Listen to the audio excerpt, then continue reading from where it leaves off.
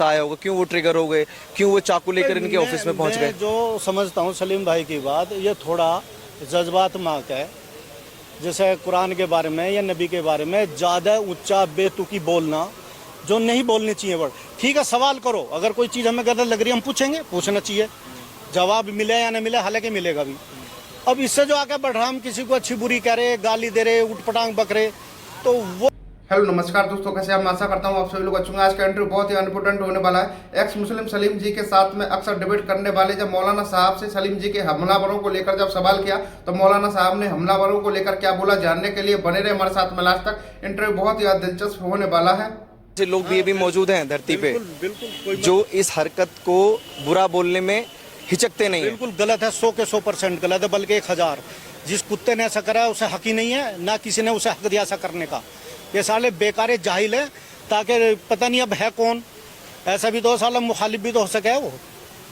भाई बहती गंगा में कोई भी हाथ धो ले ना, बदनाम करने के लिए सिर्फ। हाँ, ऐसे भी हो सकता है और वैसे भी हो सकता है। बेहतर तो अल्लाह ही जानता है क्या है, पर निकलेगा पता जूं तू करके तो निकल ही जा आहिस्ता आहिस्ता सब। अच्छा, आपको कोई वजह लग सकती है कि क्यों ऐसे लोगों को गुस्सा आया होगा, क्यों वो ट्रिगर हो गए, क्यों वो चाकू लेकर इनके ऑफिस में पहुंच गए? जो समझता हूँ सलीम भाई की बात, ये थोड़ा जज्बात्मक है। जैसे कुरान के बारे में या नबी के बारे में ज़्यादा ऊंचा बेतुकी बोलना जो नहीं बोलनी चाहिए वर्ड। ठीक है, सवाल करो, अगर कोई चीज़ हमें गलत लग रही है हम पूछेंगे, पूछना चाहिए, जवाब मिले या नहीं मिले, हालांकि मिलेगा भी। अब इससे जो आगे बढ़ रहा, हम किसी को अच्छी बुरी कह रहे, गाली दे रहे, उठपटांग बक रहे, तो वो है शायद। तो इनको भी ऐसा नहीं बोलना चाहिए। ज़्यादा सवाल रखें अपने, पूरे खूब बात करें, और हम देखा होगा अपने हम करते भी हैं, और अब भी तैयारी थी हमारी करने की। आप इनको इस्लाम का गुनहगार मानते हैं या नहीं? शायद उन्होंने इसीलिए इन पर वार किया कि वो इनको इस्लाम का गुनहगार मानते हैं। नहीं, इस्लाम का गुनहगार कोई नहीं है। जिसने इस्लाम छोड़ दिया उसकी मर्जी है, जिसने अपना लिया उसकी मर्जी है। असल में गड़बड़ जब होती है जब हम दूसरे धर्म में एक दूसरे में घुसते हैं बिना वजह। मान ले हमें तो आपके धर्म का नहीं पता, आपको हमारे का नहीं पता, हमें घुसना है, बस बेतुकी बात करनी है। तो आप अपने में खुश रहे, हम अपने में खुश हैं, बात खत्म है। भाईचारा बना कर रखें, तरीके से जिए, एक दूसरे की खैर ख्वाही रखें। कहाँ से मानसिकता कहाँ से आती है? जो ये कुछ सनकी हैं। अब जैसे फिल्मी दुनिया में जितने भी एक्टर हैं काफ़ी पैसा कमाते हैं, और वो गरीबों की, यतीमों की, वैसों की बहुत मदद करते हैं। सुना भी होगा, लोग उन्हें भी मारते हैं। भाई सनकी है ना कुछ आदमी, तो सनक जो हो पागलपन है वो। तो कुछ आदमी ऐसे जो नहीं होने चाहिए। अब ऐसों का इलाज करना चाहिए, भाई गवर्नमेंट ढूंढे उन्हें, और उसका दायरा बना हुआ है। एक घर में कोई बड़ा है, आप बड़े हो, आपसे ही सीखा जाएगा ना। आपके जो बच्चे होंगे वो आपसे ही सीखते हैं कि घर में क्या सही है क्या गलत है। नहीं, अगर कोई एक गलत कर रहा है तो हमें पूरी कौम को नहीं बोलना चाहिए। और जैसे बोलते हैं कि कोई मुसलमान गलत को गलत नहीं बोलता, ये साक्षात प्रमाण है कि गलत को गलत बोल रहे हैं। ये बड़ी अच्छी चीज़ है। लेकिन तस्वीरें के माध्यम से आपने देखा कि ये वही शख्स हैं जो आमने सामने बैठकर जो डिबेट करते थे, किताबें खोलकर, हदीस खोलकर, कुरान खोलकर, लेकिन कहीं ना कहीं इनकी जिंदगी पे आज बात आ गई है उस चीज़ से। बिल्कुल, हमें मुझे तो बहुत दुख है। और मेरे 2-3 साथी भी आए हैं जो हम बात की, आपसे कल परसों बात हुई, कल भाई मिलते हैं। मैं हफ्तारी के बाद 7 बजे के टाइम रखा। अच्छा, यहाँ थोड़ी देर पहले ना बड़ा हंगामा चल रहा था, हिंदूवादी संगठन आए हुए थे और वो पूरे कहीं ना कहीं कौम को ही कोस रहे थे कि ये यही तो है गलत। भाई जिसने करा उसे देखो ना कौन है। अब मैं भी हूँ भाई, मेरे पे भी कोई कुछ भी कर सके। भाई यहाँ मैं आया हूँ, मुझे तो जज्बा है, मैं तो मुझे देखने की भी तमन्ना है सलीम को, और मुझे हमदर्दी भी है। ठीक है, उसके जो सवाल है। लोगों का गुस्सा इसलिए कि ऐसे लोगों का टारगेट सिर्फ वो लोग होते हैं जो इस्लाम के विरुद्ध बात करते हो या कट्टर हिंदू खुद को बोलते हो। आप तो आ ही नहीं सकते उनके रडार में। नहीं, मैं किसी की में नहीं आऊँगा। मुझे तो जो सही लगेगा मैं उसे कहूँगा, गलत हो या सही हो, जो मुझे बेहतर लगेगा मैं उसे फॉलो करता हूँ। नहीं, मैं उनके रडार में आने की बात कर रहा हूँ। आपने दाढ़ी रखी हुई है, टोपी पहनी हुई है, तो वो आपको टारगेट नहीं करेंगे, वो उन लोगों को टारगेट करेंगे जो इस्लाम के विरुद्ध बातें करता है। भाई इस्लाम के विरुद्ध अगर कोई बात कर रहा, सवाल करो, खूब तरीके से तो रखो। आप भी सवाल करते हैं, आपको भी लोग कुछ कहें, मैं आपकी शाबाशी देता हूँ, और मैं फ़ोन पे भी आपसे बात करता हूँ खूब। भाई आप जज्बात है, सवाल रखो, जितने करे उतने करो। या तो जिसको सामने वालों को पता होगा जवाब देगा, नहीं पता होगा तो ऐसे तैयार करो, जवाब दे, जो सीखो सही क्या है। अब लोगों का पता ही ना भाई, कोई कुछ कर रहा, कोई कुछ कर रहा, समझ में नहीं आता। हमारी भाई ने तो ऐसी कोई बात बोली भी नहीं अभी तक। योगी आदित्यनाथ की लॉ एंड ऑर्डर की बड़ी बात होती है, उत्तर प्रदेश में ये कांड हुआ है, उनसे कुछ बोलना चाहते हैं कि प्रशासन को क्या एक्शन लेना चाहिए ऐसे लोगों पर? हाँ, प्रशासन को लेना चाहिए एक्शन। जिसने ऐसा करा है उसे पकड़ा जा और उसे सजा दी जानी चाहिए हर हाल में। ना हक नहीं, ऐसे भी तो हो जाए भाई, दूर करे कोई भरे कोई, अब सच्चाई जाननी चाहिए, गवर्नमेंट के हाथ बहुत लंबे हैं, जो गवर्नमेंट करेगी। बहुत शुक्रिया जाकिर त्यागी हैं। आपने मुकाबला करते हुए देखा होगा एक्स मुस्लिम सलीम वास्तिक के साथ, एहसान के साथ।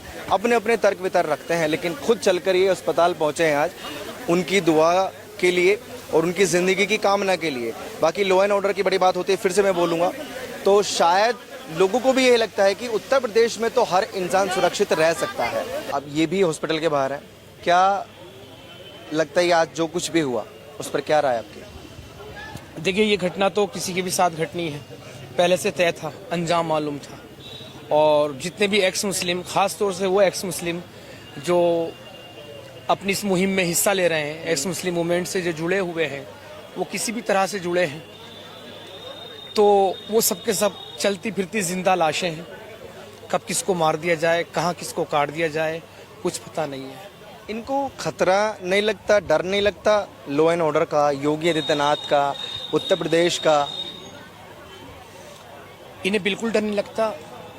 आप इनसे सवाल कीजिए, पहले कुरान या संविधान? पहले इनके लिए कुरान है।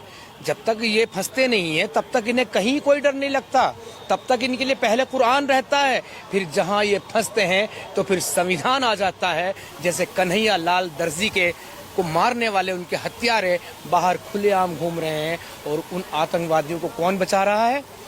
मुफ्ती ये मदनी साहब, जो कहते हैं आतंकवाद का कोई मजहब नहीं होता। लेकिन जब ये बचाने आते हैं या कोई आतंकवादी मर जाता है, जब उसके जनाजे की नमाज पढ़ाकर लाखों की भीड़ कब्रिस्तान में जब उसकी कब्र पे फातिहा पड़ती है, तो साबित हो जाता है कि आतंकवाद का कोई मजहब होता है, तो मुसलमान इस्लाम होता है। इसमें अलग अलग सबके मत हैं कि ये मजहब होता है या नहीं होता, अलग अलग फैक्ट भी लोग देते हैं। लेकिन मैं आपसे पूछना चाहता हूँ, आप भी एक्स मुस्लिम खुद को बोलते हैं, बोलने में सलीम वास्तिक आज हॉस्पिटल में हैं और अपनी आखिरी सांसें वो ले रहे हैं, शायद ही वो बच पाएंगे। आपके अंदर अभी डर है कि हम कब हमारे साथ ये हो जाए? यार देखिए, आपको बताऊं, मरना तो एक बार है, वो गालिब का शेर है ना, मुझे क्या बुरा था मरना अगर एक बार होता। लेकिन इस्लाम में रह के बार बार मरना पड़ता है। ये यहाँ तो एक ही डर है ना मौत का, मरना हर हाल में है। जो एक्स मुस्लिम है, जो मुस्लिम है, जो हिंदू है, सिख, ईसाई, जैन है, बौद्ध है, जो पैदा हुआ उसको मरना है। मरने का डर तो सबके साथ है, मगर इस्लाम में रहते हुए जो डर है, एक टाइम की नमाज छोड़ दी तो इनके मौलाना हजरात बताते हैं, लेकिन मुस्तनद है या गैर मुस्तनद है हदीस, फैसला ये करेंगे कूड़े वाली बुढ़िया की जिसे बोलते हैं।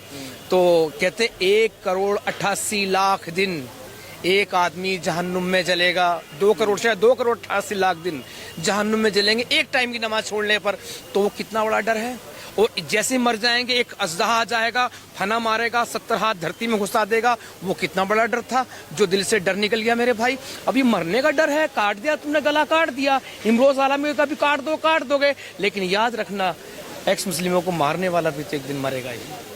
और ये जो हमला हुआ ना दीपक भाई, 100 के 100% बता दूं, जब मैंने एक्स मुस्लिम पद यात्रा की घोषणा की कि मार्च के एंड में ये पद यात्रा करेंगे, और मैंने अपना नंबर पब्लिकली बोला, आपके चैनल पे बोल दूंगा, आप जब लाइन में भी चला देना जहां नंबर बोलूं, तो जब मैंने नंबर बोला, जो इतनी धमकियां, इतनी गालियां कि जितनी भी 2-3 महीने में आती थी ना, वो एक दिन में उससे ज्यादा ऐसी क्रिएटिव गालियां, क्रिएटिविटी देखिए, बोल नहीं सकता, बता नहीं सकता, आपका चैनल बैन हो जाएगा।